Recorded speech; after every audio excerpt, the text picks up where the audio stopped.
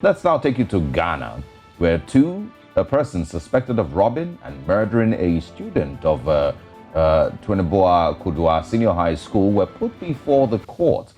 The Ghana Police Service has announced, and the suspects, including a minor, were arrested at Benebene near Fiankoma in the Ashanti region by the police with support from members of the community. The police in a news release said the suspect, Eric Anin, and the minor, after robbing their victim, Mensah Daniel, a third-year student of Tweneboa Kodua Senior High School, of his Boxer motorbike, murdered and buried him in a cocoa farm near Benebene. We have the press release by the police in Accra, and it was released detailing the accounts of what happened. There are 5 points that have been laid out there, and they were arraigned before the court yesterday. We certainly will have updates about the story by today, and the family has been contacted as well. And the people, are basically, in a way, I think it's bittersweet feelings. Bitter because that was a needless death.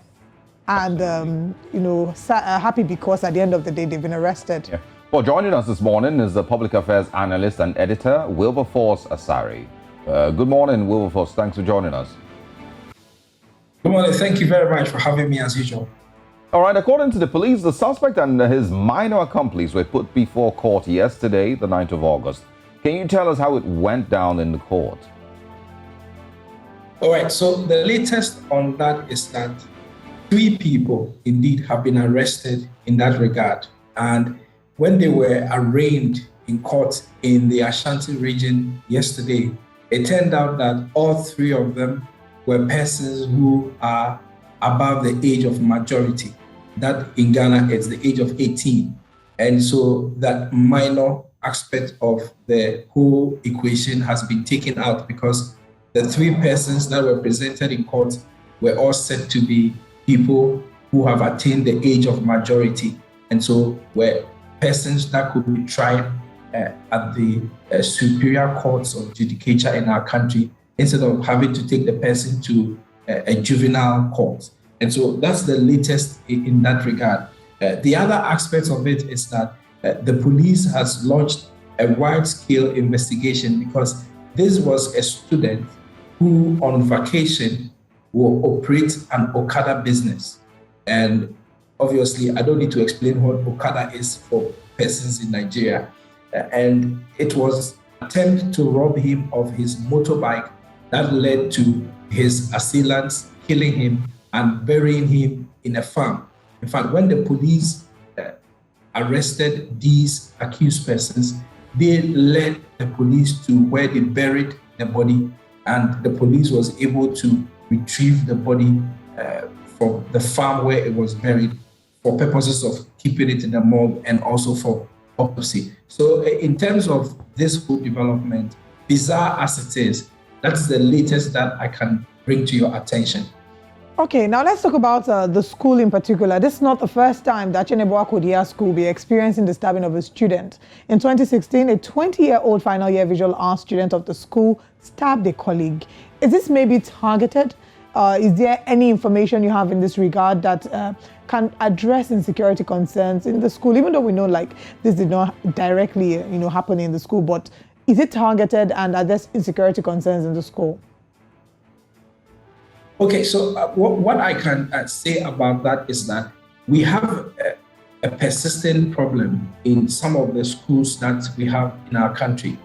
And that is because most of our schools tend to be intertwined with communities, not only secondary schools, but some universities. For example, in recent time, the Cape Coast University has come up for mention in that regard because the school is so linked with an immediate community such that when incidents happen, it is very difficult to differentiate between the community and the school. And this particular school we are talking about is one of such schools. And that is because it is so close to the community such that persons in the community can just walk through the school and walk out of the school without any form of controls. And so it is very difficult to actually guard against such happenings.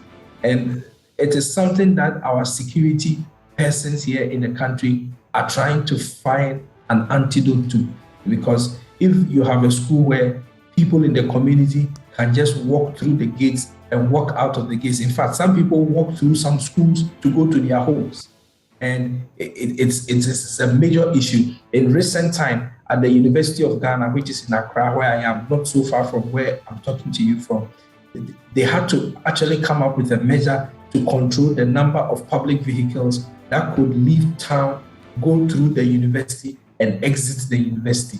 And that's because if you allowed that, there was no way you could manage security breaches and all that, because anybody at all can come from anywhere and walk through the academic institution and walk out.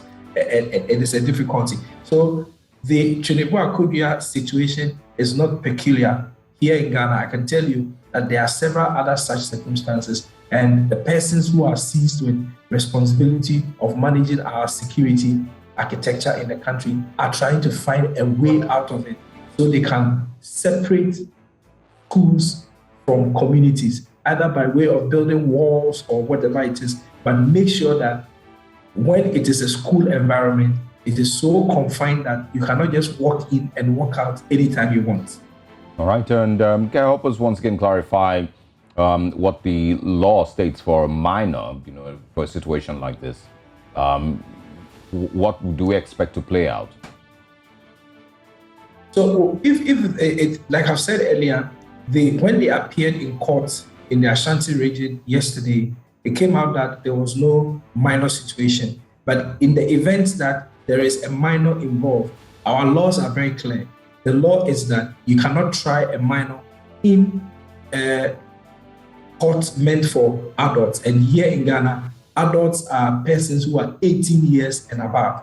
So if you arrest anybody who is below the age of 18, the person has to go through a juvenile trial process. So we have juvenile courts that deal with that matter. What I know is that usually, if it is a charge of murder, they might take the person through the juvenile process and keep the person until the person gets to the age of majority, which is 18 years in Ghana. And then the person will be transferred now to the adult prison. That is, if the person is convicted. In terms of trial, once you are a juvenile, you must be tried as a juvenile in a juvenile court. All right. Thank you very much for joining us this morning. It's a really sad story that we do hope that we can get more updates. Do enjoy the rest of your day. Thank you very much.